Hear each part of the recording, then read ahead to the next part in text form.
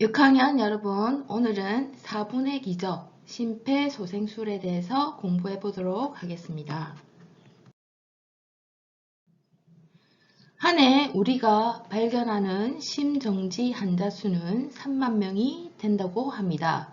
그럼 주로 어디서 발견할까요? 네, 반 이상이 가정에서 발견된다고 합니다. 20% 정도가 공공장소에서 발견됩니다. 나머지 16%가 기타 장소에서 발견된다고 합니다. 그런데 생존율은 4.8%에 불과합니다. 심폐소생술의 시도율은 얼마나 될까요? 자, 우리가 실제로 40% 정도를 목격을 하면 12% 정도가 심폐소생술을 시도한다고 합니다. 그 이유는 잘 몰라서 안 하는 경우도 있고 알지만 자신이 없어서 회피하는 경우도 있다고 합니다. 13살 초등학생 손자가 의식을 잃고 쓰러진 할아버지를 심폐소생술로 살려냈습니다. 바로 전날 학교에서 배운 대로 침착하게 해냈습니다. 이 꼬마 영웅을 김태영 기자가 만나봤습니다. 병실에서 마주 앉은 할아버지와 손자. 두 사람은 일주일 전 아찔했던 일만 생각하면 아직도 눈물이 쏟아집니다. 할아버지 깼다가 승물이 된 줄 알았어. 될 줄 알았어. 지난 22일 오전 충남 태안. 할아버지는 밭에 농약을 주고 온 뒤 집 마당에서 갑자기 쓰러졌습니다. 숨을 쉬지 않고 의식을 잃은 할아버지에게 손자인 13살 권준원 군이 심폐소생술을 실시합니다. 계속된 심폐소생술 덕분에 할아버지는 조금씩 숨을 쉬었고 119 구급대원이 도착해 응급처치가 이루어졌습니다. 기억이 딱 떠오르는 거예요. 보건 시간에 배운 심폐소생술이.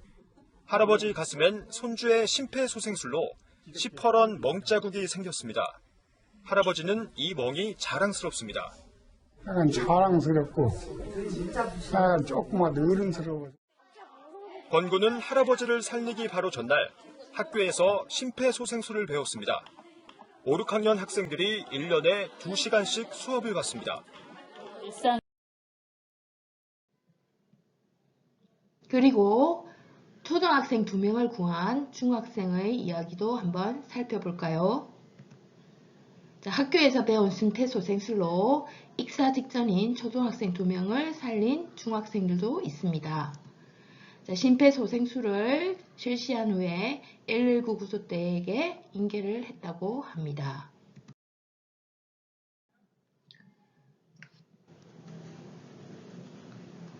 학교에서 쓰러진 15세 이모 양을 보건 선생님이 즉시 심폐소생술을 실시하여서 생명을 무사히 구한 경우도 있습니다. 심폐소생술은 무엇을 말하는지 알아보도록 하겠습니다. 심장과 폐의 활동이 멈추었을 때 심장을 직접 압박하고 폐에 호흡을 불어넣어서 뇌에 산소를 공급하는 것을 심폐소생술이라고 합니다. 생명을 구할 수 있는 응급처치법이기 때문에 대단히 중요합니다.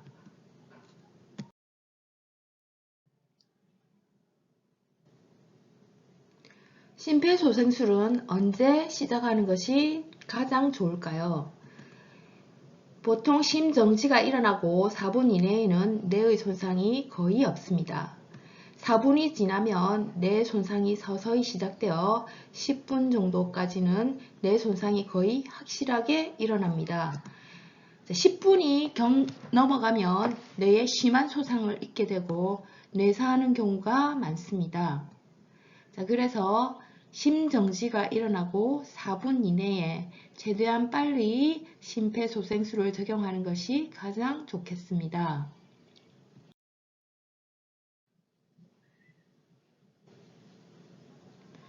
심폐소생술의 순서와 방법을 알아보도록 하겠습니다.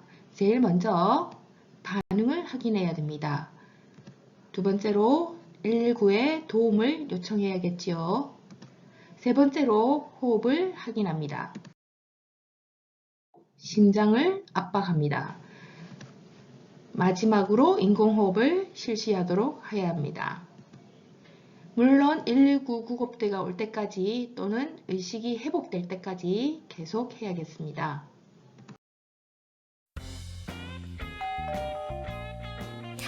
그래.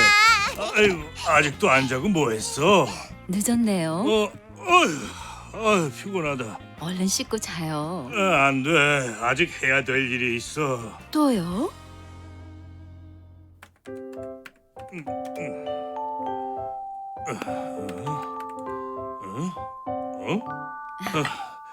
고마워요, 여보. 쉬엄쉬엄 해요.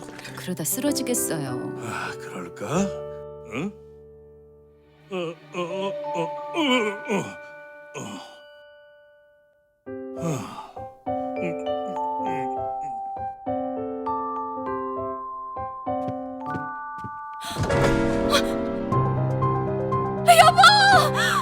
여보, 정신 차려요. 어떡하지? 21시네. 전화기. 119에 신고해. 119죠? 여기 푸른 아파트 7동 707호인데요. 남편이 쓰러져서 숨을 쉬질 않아요. 빨리 좀 와주세요. 엄마, 아빠 왜 이래? 아빤 괜찮을 거야. 1층 로비에 가면 심장 충격기가 있거든. 그거 좀 가져올래? 할 수 있지? 알았어, 엄마.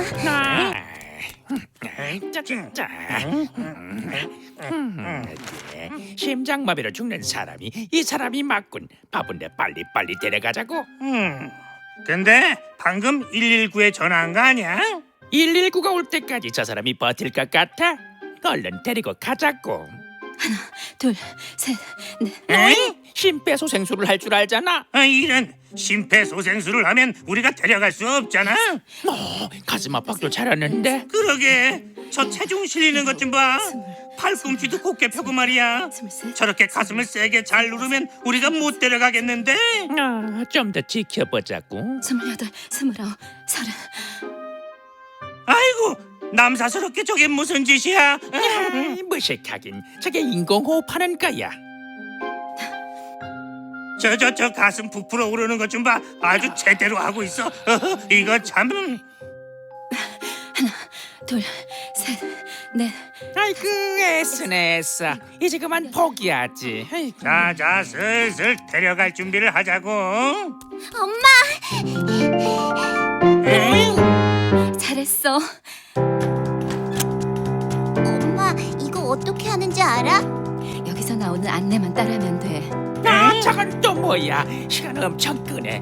오늘 바쁜데. 빨리 이거 뭐 하는 거야? 분석 진행 중입니다. 환자에게서 떨어지세요. 제세동이 필요합니다. 접촉하지 마십시오. 아빠에게서 떨어져.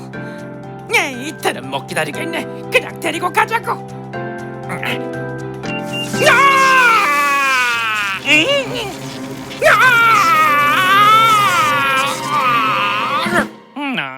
아이고 여보게. 아이고 정신 차리게 여보게. 여보.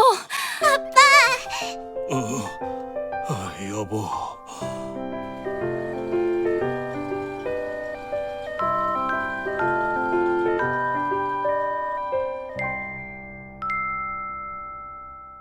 정신 좀 차려보게. 이보게. 하나, 둘, 셋. 당신이 심폐소생술을 배워서 할 수 있다면 사랑하는 가족과 이웃의 소중한 생명을 구할 수 있습니다.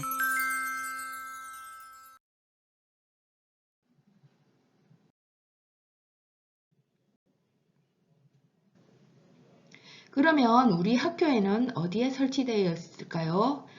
AED, 심장 충격기는 우리 학교에는 2층 보건실 옆에 있습니다. 들이 중단되지 않도록 주위 사람들에게 도움을 요청하는 것이 좋습니다.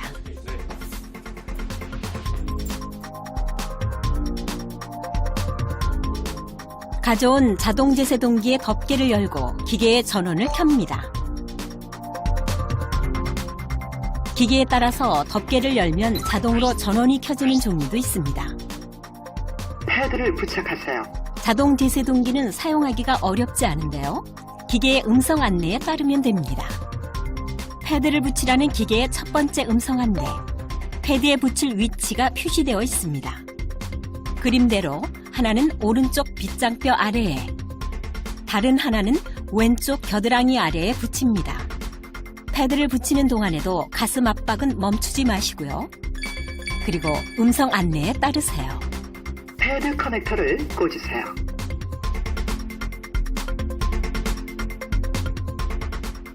접촉 금지. 걸으세요. 이때는 가슴 압박을 하는 사람은 물론이고 주위 사람들까지 모두 환자에게서 떨어져야 합니다. 제세동 필요합니다.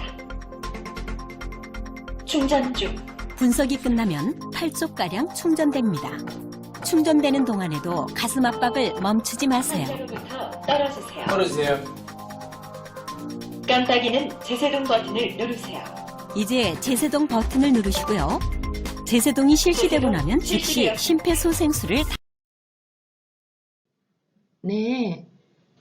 다음으로는 심폐소생술을 할 경우 주의할 사항에 대해서 알아보도록 하겠습니다. 자, 의식이 없는 환자는 병원으로 직접 데려가서는 안 되겠습니다.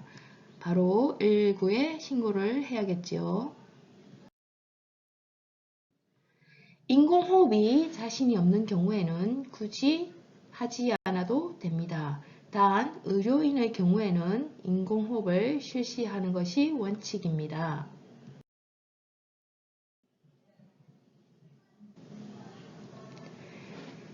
응급 상황 시에 가장 먼저 전화해야 할 곳은 부모님이 아니라 119입니다.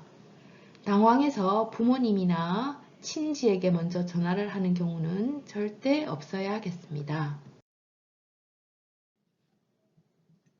심폐소생술을 실시하다가 갈비뼈나 다른 부상을 입히게 될까봐 걱정이 되기도 합니다. 그러나 생명을 구하는 것이 우선이기 때문에 우선 심폐소생술을 실시해야겠습니다. 선한 사마리아법으로 심폐소생술로 인해서 환자가 부상을 입어도 심폐소생술을 실시한 사람은 법적으로 피해를 받지 않습니다.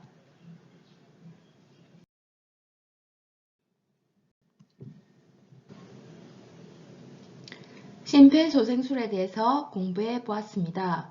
이제 우리가 심정지 응급 환자를 만났을 때 자신 있게 심폐소생술을 할 수 있을 거라 생각이 됩니다. 오늘 수고하셨습니다. 다음 시간에 뵙겠습니다.